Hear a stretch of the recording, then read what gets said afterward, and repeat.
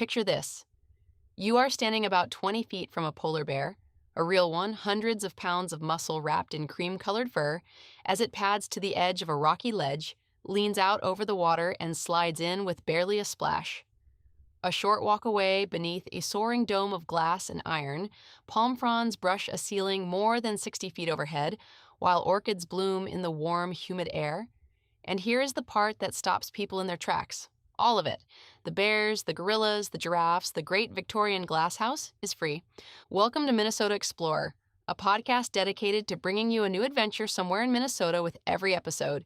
Each week we'll travel to a different destination, from scenic state parks and beautiful lakes to fascinating cities, historic landmarks, and hidden gems tucked away across this incredible state.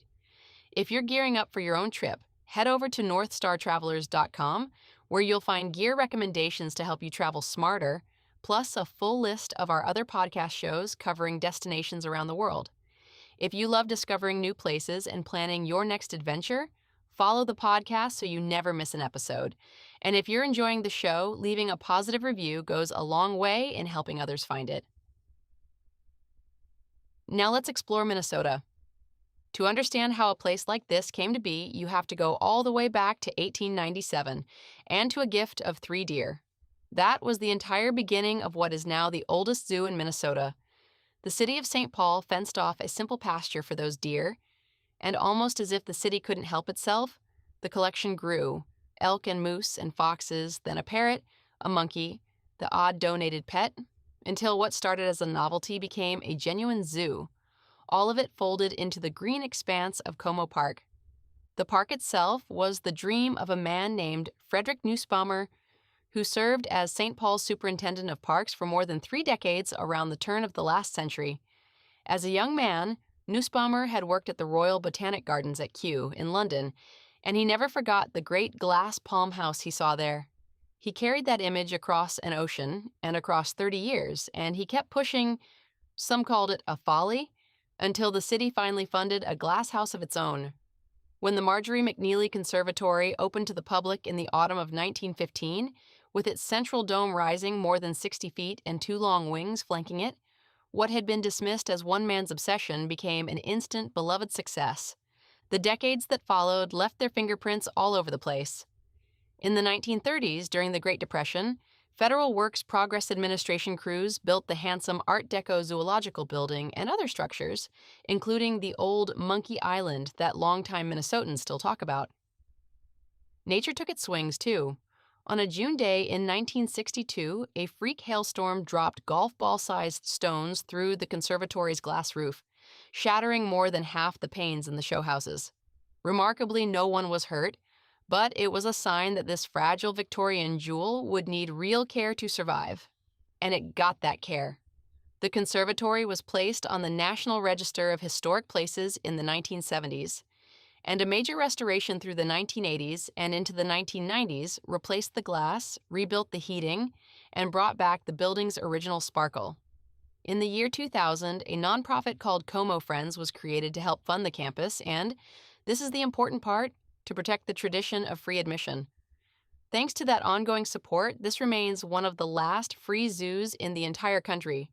Today, more than 2 million people come through each year, which makes Como the most visited cultural destination in all of Minnesota.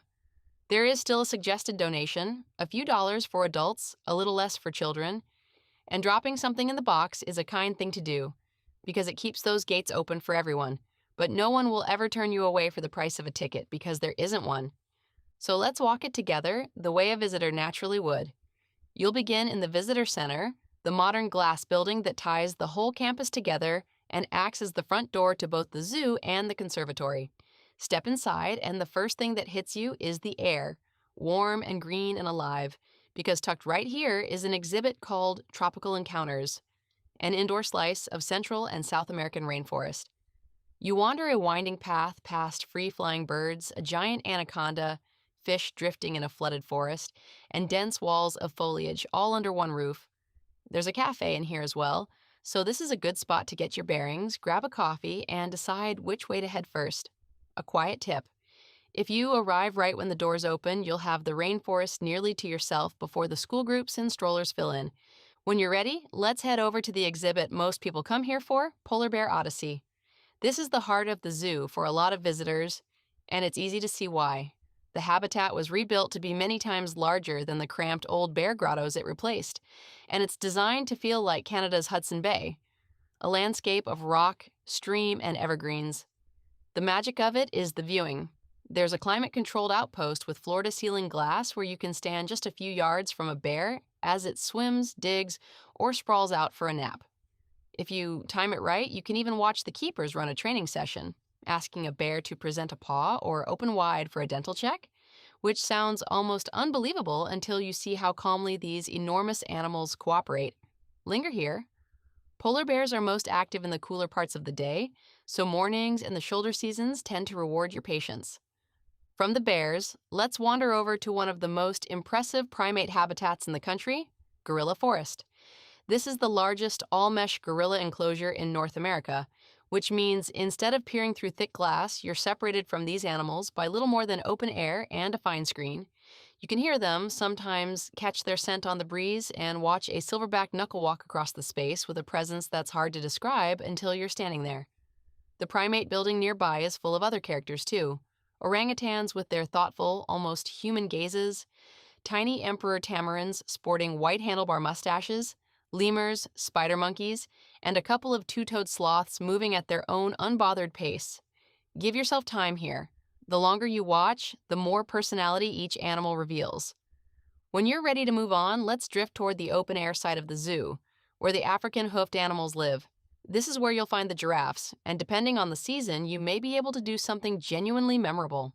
At the giraffe feeding station, you can come nose to nose with the tallest animals on Earth and offer one a treat from your own hand, watching that long blue-black tongue curl out to take it.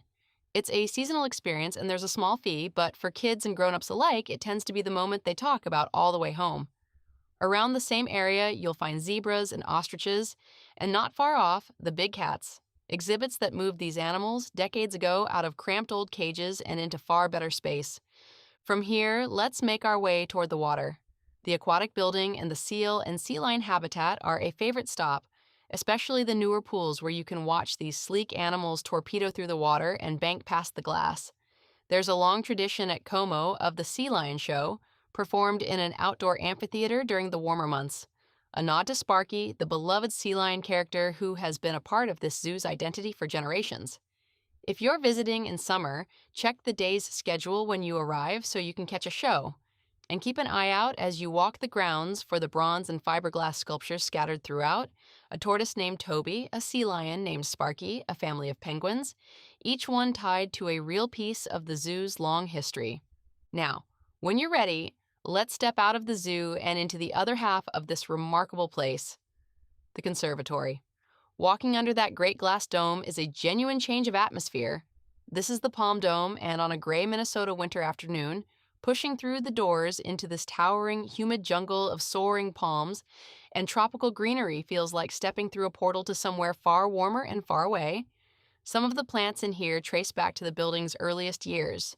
Take a slow loop, look straight up, and let the scale of it land. From the dome, let's move into the Sunken Garden, the long, light-filled wing that may be the most photographed room in the building. This is where Como's famous flower shows happen. The displays change with the seasons several times a year, so the garden you walk through in spring looks nothing like the one in the depths of winter. Each show is staged like a little theater of color, with thousands of blooms arranged down the length of the room and reflected in a central pool. This is also where, for more than a century, couples have come to be married, and on many weekends you'll see a ceremony being set up at one end. If a particular flower show is on your wish list, it's worth checking the schedule before you come since the room closes briefly between displays while the crew swaps everything out. Wander on and you'll reach the fern room, a cool, mossy, prehistoric-feeling space full of tree ferns and the gentle sound of water, and beyond it, the wing devoted to plants that have fed and healed people for centuries. Coffee, cacao, citrus, and other useful, surprising things you may not realize grow on a plant at all. Save a little time, too, for the bonsai collection, a gallery of miniature trees, some of them decades old, each one a small masterpiece of patience. And then, when you're ready, let's step into what may be the most serene corner of the entire campus, the Charlotte Partridge Ordway Japanese Garden. This Sansui-style garden, built around the idea of mountain and water, was a gift rooted in the friendship between St. Paul and its sister city of Nagasaki, Japan, and it was shaped by a celebrated Japanese landscape designer. Stroll its winding paths past raked gravel, still ponds, and carefully placed stones, and you feel your pace slow and your shoulders drop. It's a working piece of living art and a quiet reminder that this place is about far more than animals behind glass. Before we wrap up the grounds, there are two more things worth knowing about, especially if you've brought children. Tucked within the park is a beautifully restored vintage carousel from the early 20th century, hand-carved horses, original band organ, the whole nostalgic experience, saved from demolition and given a permanent home here. And right beside it is Como Town, a small seasonal amusement park with rides geared toward younger kids. Both of these have their own modest fees and seasonal hours, separate from the free zoo and conservatory, so think of them as an optional reward at the end of a long day. Just outside the zoo gates, the ground opens up to Lake Como itself, ringed by a paved path that's perfect for a post-visit stroll, with paddle boats and rentals down by the lakeside pavilion when the weather is warm. So what is it that makes Como worth the trip? It's the rare combination of it all in one place: a serious accredited zoo with polar bears and gorillas, a 100-year-old Victorian glasshouse blooming in the dead of winter, and a tranquil Japanese garden sitting side by side in the middle of a city park. It's the fact that you can come on a whim with no ticket and no reservation and spend a whole day. And it's the quiet generosity of the thing. A place built more than a century ago on the belief that beauty and nature should be free to everyone, kept that way ever since by the people who love it. When you're ready to venture beyond the gates, there's plenty nearby to round out a day or an overnight. Just to the north sits the Minnesota State Fairgrounds, quiet most of the year, but legendary every late summer when the great Minnesota get-together takes over.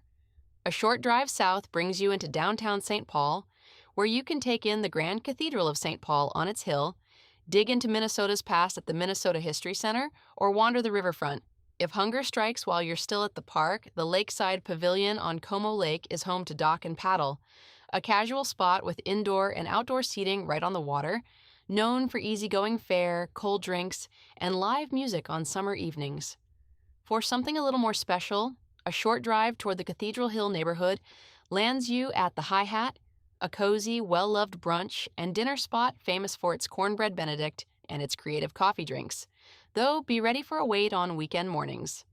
And if you're making a night of it, you'll find plenty of hotels clustered near the fairgrounds along the midway between the two downtowns, and in downtown St. Paul itself, any of which puts you within easy reach of the park.